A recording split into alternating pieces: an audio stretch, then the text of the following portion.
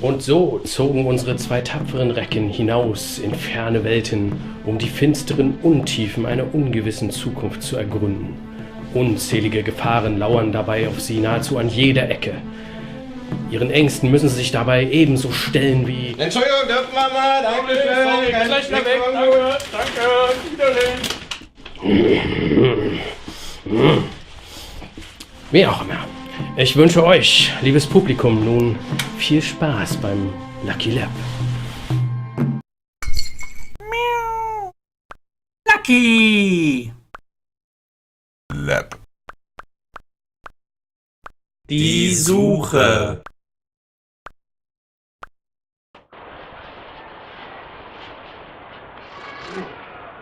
So, bleibt die Ansage jetzt? Hallo? Hallo. Auch Stimme? Hallo.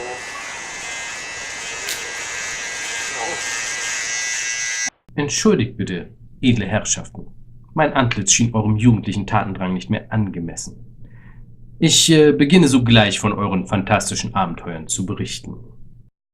Angetrieben durch die beschwörenden Worte des Todes waren unsere beiden Helden auf der Suche nach der Erfüllung ihres Lebenssinns in der ihnen bekannten Welt. Leicht hatten sie es dabei beileibe nicht. Gleich zu Beginn ihrer Reise mussten sie eine der schwersten Prüfungen bestehen. Es galt, mit vereinten Kräften ein schlafendes Mammut zu besteigen, das ihnen den Weg versperrte, jedoch ohne es seinem ewigen Schlaf zu entreißen. Denn Sie wissen ja, Mammuts sind Morgenmuffel. Sie gelangten auf den Rücken des schlafenden Riesen. Doch feiern konnten sie ihren Erfolg dort nicht, denn das Mammut regte sich. Ohne lange zu zögern, ging es auf dem Rüssel des Tieres wieder hinab ins Tal. Immer monumentalere Bollwerke stellten sich ihnen entgegen. Manche, wie etwa die hohen Mauern der Vergangenheit, konnten sie auch mit vereinten Kräften nicht bezwingen. Doch sie versuchten es. Immer und immer wieder stiegen sie hinauf und fielen wieder herab, bis sie sich schließlich doch geschlagen gaben und begannen, sich einer ungewissen Zukunft zuzuwenden. Ihr neuer Kurs führte sie zu einer noch viel grauenerregenderen Barriere, dem tosenden Mahlstrom der Angst. Von schmalen Pfaden aus zog sie der ewige Strudel der Unsicherheit stets von Neuem in seinen Bann. Aber sie boten ihm die Stirn und folgten unbeirrt ihrer Bestimmung, welche sie direkt zu den rettenden Brücken über den tödlichen Fluss führte. Wankende, marode Brücken, hinter denen sich die bedrohliche Dunkelheit schier unendlicher Wälder ausbreitete. Wagemutig schlugen sie sich in das widerspenstige Dickicht undurchdringlichen Holzes. Nur das güldene Licht einer nahezu sterbenden Kerze, die sie der Finsternis entrissen hatten, gab ihnen noch letzte Hoffnung auf Erlösung. Als sie den Waldesrand erreichten, wartete bereits die nächste grauenhafte Erkenntnis auf sie. Die wahrhaftige Dunkelheit lauerte noch in den verborgenen Katakomben eines mysteriösen Erdreiches. Doch furchtlos stiegen sie hinab. Und verirrten sich dort gar schrecklich.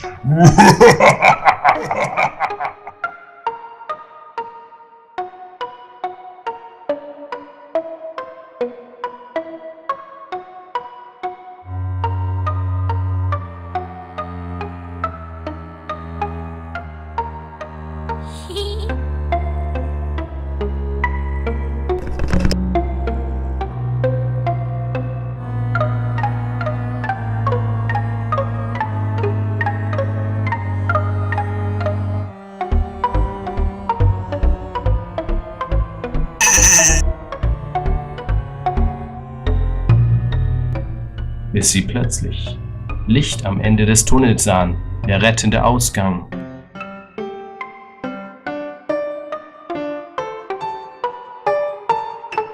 Doch bevor sie den Verwirrspielen Mutter Erdes entkommen konnten, hatten sie sich dem Wächter des Labyrinthes zu stellen. Alter.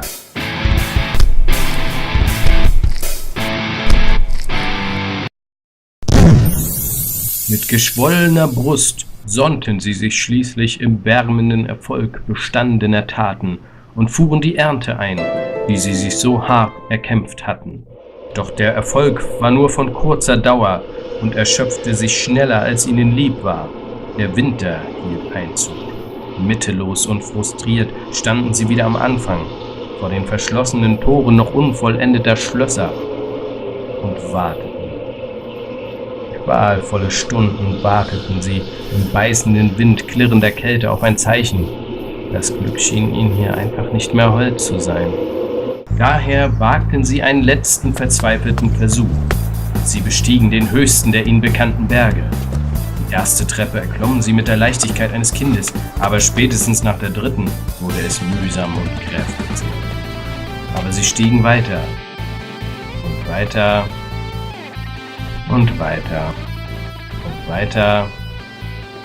Doch egal wie hoch sie auch stiegen, allerorten stießen sie an die Grenzen der ihnen bekannten Welt. Am Ende hatten sie hier nichts gefunden, was sie beglückte oder auch nur im entferntesten der Forderung des Todes gerecht werden würde. Denkt dran, Jungs. Ein Jahr harte Arbeit oder grausamer Exitus. Verzweiflung stand ihnen in die angstverzerrten Gesichter geschrieben. Die Stunde des Todes schien wieder in greifbare Nähe zu rücken. Doch halt! Was war das? Sie begannen sich zu fragen, was ihnen die Reise so unendlich erschwert hatte. Eine selbstreflektive Inventur begann. Na gut, sagen wir es ein bisschen weniger dramatisch. Schaut doch mal bitte in die Taschen, ihr zwei! Sie gruben hinein in ihr Innerstes und stießen auf die Adern verschütteter Träume, versteinerter Wünsche und versiegter Hoffnungen. Was sie dort fanden, waren keine Wackersteine, auch nicht Gold oder Silber, sondern etwas viel Wertvolleres. Inspiration.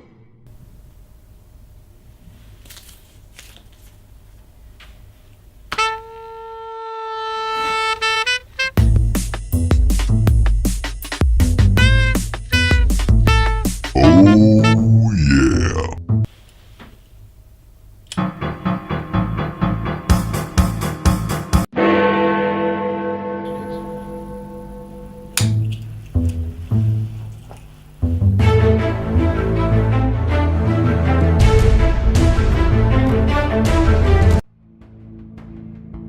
Nun standen unsere beiden tapferen Recken vor der Wahl.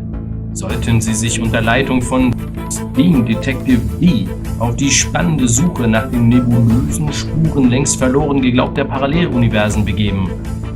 Oder mit Space Dr. Love die Botschaft der Liebe in die unendlichen Weiten unbekannter Galaxien hinaustragen? Es war und ist wahrlich keine leichte Entscheidung. Daher möchte ich Sie, liebes Publikum, bitten, unsere beiden Helden tatkräftig unter die Arme zu greifen. Geben Sie Ihre Stimme ab und entscheiden Sie über das Schicksal der Welt.